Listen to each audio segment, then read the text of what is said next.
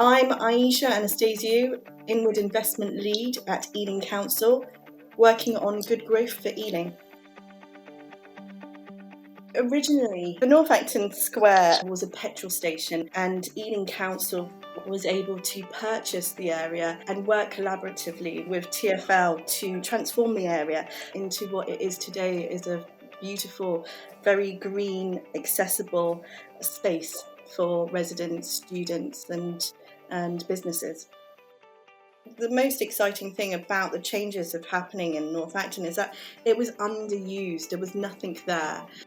We had an awful lot of residents there, but with nothing else. We've been really lucky to work with some amazing people and generate some conversation about what should be on the North Acton Square. And we were able to work with the London Festival of Architecture to position these new, fantastic designed benches. It's really looks really cool that, these installations look amazing, and they are just, kind of the start of something really different for that area. And so we want it to be very engaging. We want people to start talking and also to use the safe environment of outside as we come out of our lockdowns in a few weeks' time. And I think it was really important that we encourage people to gather and sit and really kind of look around them and see what's happening, but get the chance to give us some feedback as well.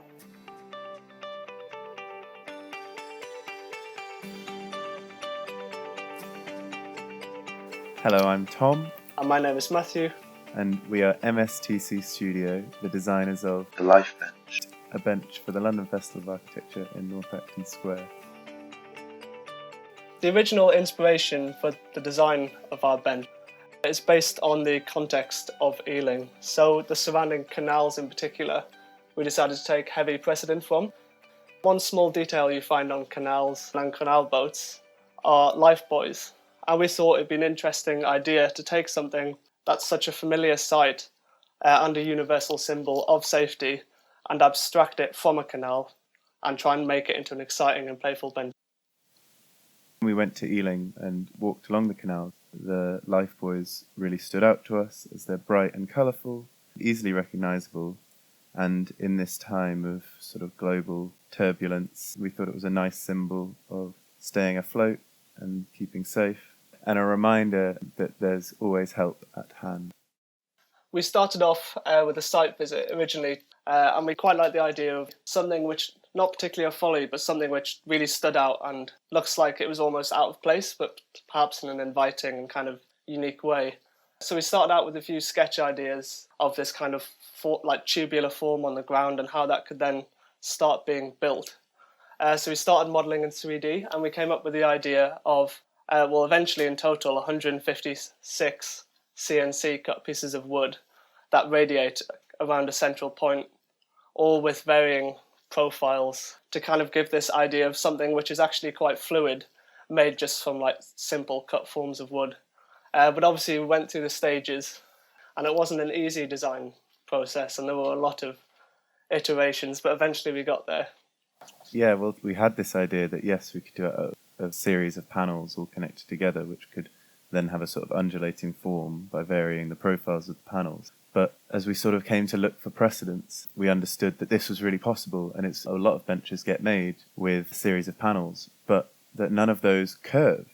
We couldn't find any precedents or inspiration for a system that allowed you to curve the panels and have these angles between that we needed to create our circle, which was the key part of the design. And so that led us down a path of sort of figuring out this challenge of how do you have this circular arrangement of panels, and how do the panels stay the right width apart and stay still. And we came up with this idea of these sort of bespoke cut spaces that would hold the angle in place. Yeah, so we ended up having a CNC system, which uniquely for benches, you'd have CNC in one plane, and you just have your profile and cut it through. But we have the CNC in both section and plan to make both the profiles undulate as you move through the bench, but also in plan you keep the correct spacing to have a ring.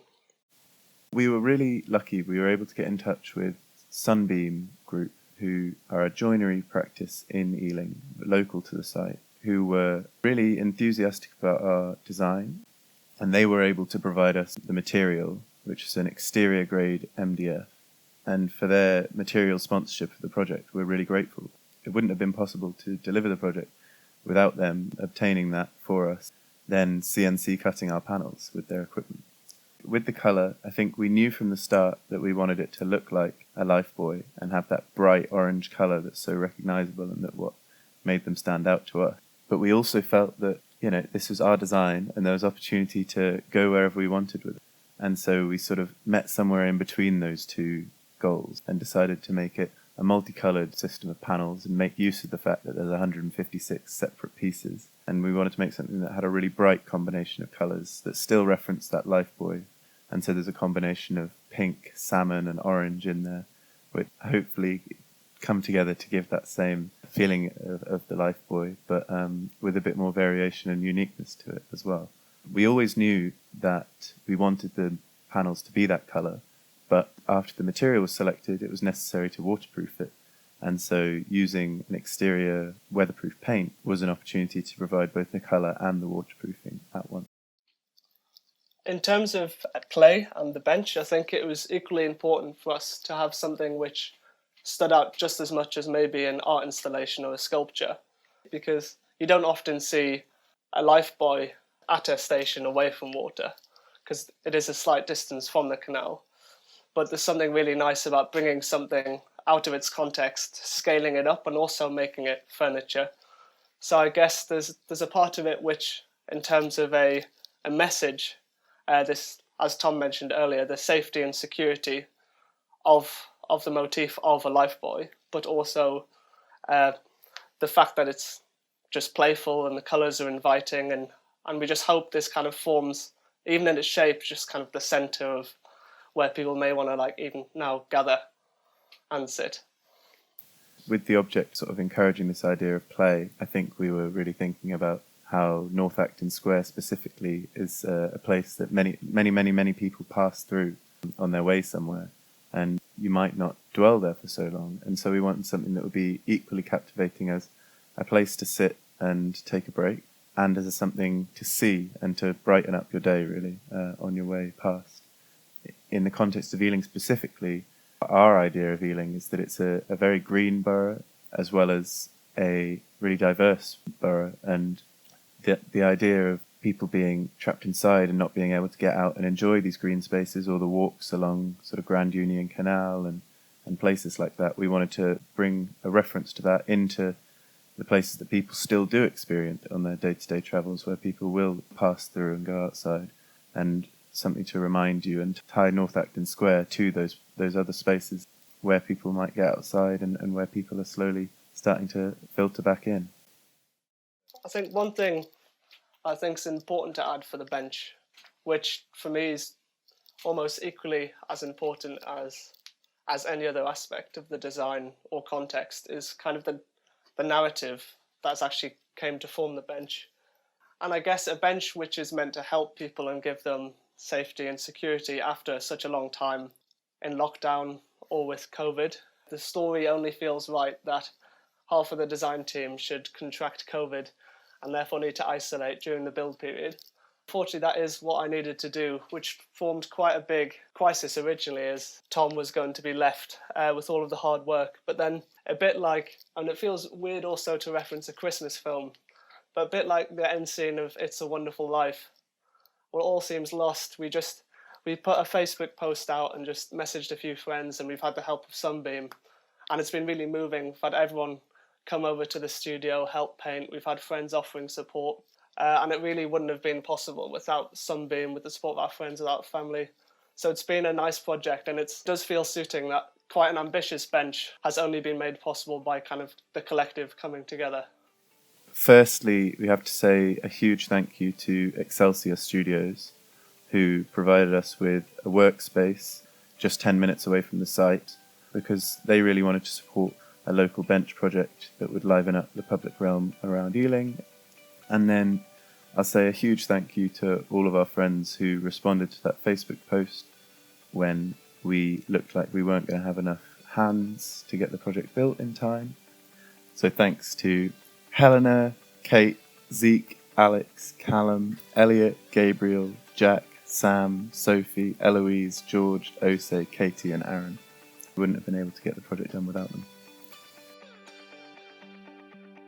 Both myself and Tom, we know each other because we studied together at Cambridge. We both studied architecture, but we've never really strayed into furniture before. This is our first foray into public realm street furniture design, and we're both quite young designers, and this is our first independent project. But I think, if anything, the sort of new and exciting elements of that as a challenge got us really thinking and allowed us to really go for something different and something new. And I think we really enjoyed that process of figuring out how to do things and finding out more about this sort of design.